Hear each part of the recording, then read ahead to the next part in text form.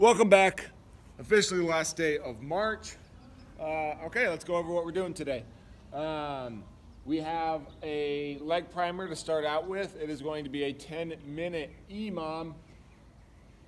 Starting on the first minute, you'll do 10 to 15 jumping squats. And then on the even minutes, you will do 10 to 16 jumping lunges. Couple things we're looking for there. Jumping squats, we want our feet under our shoulders, toes pointed slightly out, coming down below parallel. Something I want you guys to focus on these squats is make sure we're pushing our knees out over our toes. It's easy, especially on jumping squats, for our knees to come in. Make sure you're pressing those knees out, jump, and make sure you're landing right where you took off. We don't want to be coming wider and wider with each squat. So down and up, jumping squats, and then jumping lunges. Just like the other lunges we've done, make sure that that front knee is at a 90. A lot of people in the gym, when they get under fatigue, they'll start coming back and not taking as big of a step. Make sure, especially in the workout specific warm-up, that you are keeping this knee at a 90. Coming up, jump, whoop, and switch. There you go. Then our actual workout, the real deal, not the fake deal, 3 rounds for time, 30 kettlebell swings, 30 weighted box step-ups. Scales for the kettlebell swing, you can use a dumbbell, or you can do mountain climbers. Mountain climbers, we're coming up right beside the hands. If you're doing dumbbell swings, you can hold it 2 hands, boom, coming up overhead. Step-ups, weighted step-ups, you can scale with step-back lunges. More lunges, good for you. Boom, and forward again, just like so. On the kettlebell swings, we're looking probably like, 3 sets of 10 is a good goal to shoot for. Something to kind of keep in mind on this workout. Strategically on like how to get the best score, get the best time. Kettlebell swings and the weighted box step-ups, they're very opposite movements. One is a leg movement, one's a shoulder movement. With that in mind, you can kind of push those kettlebell swings a little harder, knowing that you get a good amount of rest on those box step-ups. So I'd encourage you to really kind of push it on the kettlebell swings. Right when you get done, starting on those box step-ups, nice, slow, and steady. Once you get done with those, try to get right back onto the kettlebell swings. If you are someone who's like, oh, I might try to do the kettlebell swings unbroken, then you can take a rest after those box step-ups, just to make sure you're going to get them unbroken. If you're someone who's going into this knowing you're going to be breaking it up into 3 sets of 10, you might as well, right after those box step-ups, get right onto that kettlebell, get that first set of 10 while your shoulders are fresh, and then after that set of 10, when your shoulders are starting to get tired, then you take your bigger rest. I think the tendency is to kind of have a big transition from the boxes, or from one movement to the next. If you can get right onto that next movement, get that first set going, and then rest when you're actually tired, it'll help you out quite a bit. Other than that, if you have like a super light kettlebell, I guess you could try to up the reps. I'm not sure how to make it any harder. We do have some more kettlebells and dumbbells if you need them. So talk to me if you need something a little bit heavier. So that is our workout of the day, and what kind of our working portion and what we're trying to hit max intensity for. Okay. For our general warm-up, again, getting the joints loose, as well as getting the heart rate up. And then our workout-specific warm-up is to actually see what we're going to do for scaling, and then to make sure our movement's looking good. So, general warm-up, 6-minute running clock. It's going to be 40 single unders with your jump rope, or small jumps. So small jumps is just, there you go, 40 of those. There's someone yelling in the gym. I don't know who. I think it's Robbie. 8 Cossack squats.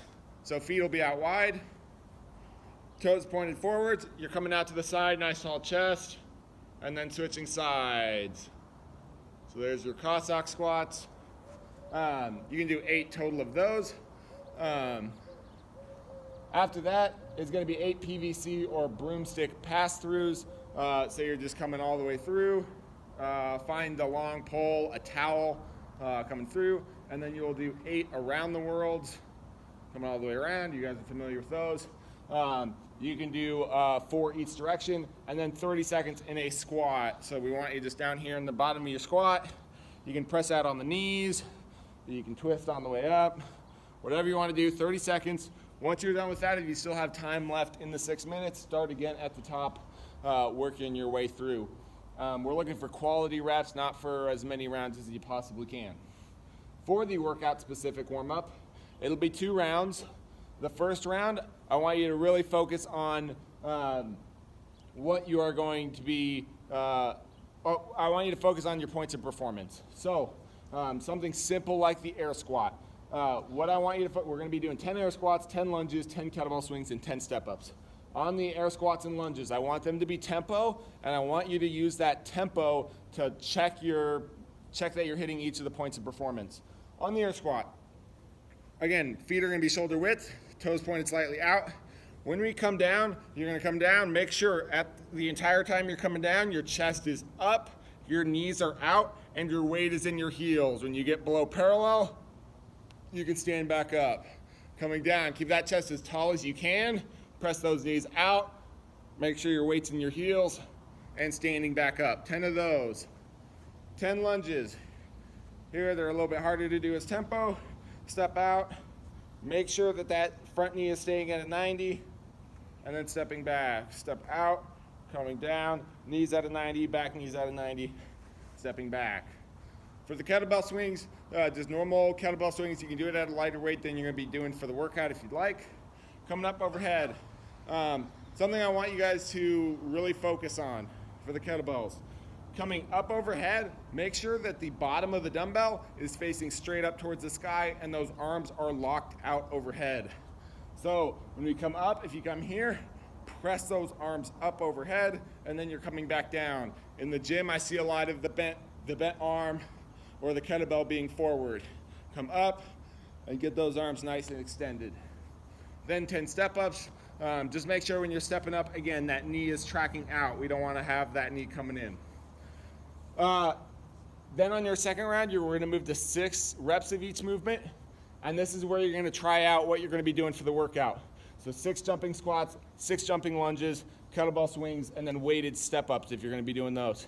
Figure out if that's something that you're going to be able to do for the workouts, as well as see if you're able to keep those points of performance that we're talking about.